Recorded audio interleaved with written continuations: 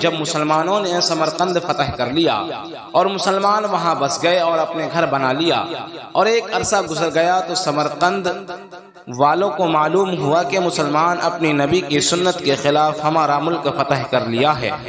یعنی یہ کہ سب سے پہلے اسلام کی دعوت دیں، پھر جزیہ کی پیشکش کرے اور اگر وہ بھی منظور نہ ہو تو پھر مقابلہ کرے۔ ان لوگوں نے اس کی خبر عمر بن عبدالعزیز کو دیا اور بتایا کہ آپ کی فوج نے آپ کے نبی کے سنت کے خلاف ہمارا ملک فتح کیا ہے۔ حضرت عمر بن عبدالعزیز نے سمرقند کے قاضی کو حکم دیا کہ عدالت قائم کرو، پھر اگر یہ بات صحیح ثابت ہو جائے تو مسلمان فوج کو حکم دے کہ سمرقند خالی کر کے باہر کھڑا ہو جائے اور پھر اس سنت پر عمل کرے۔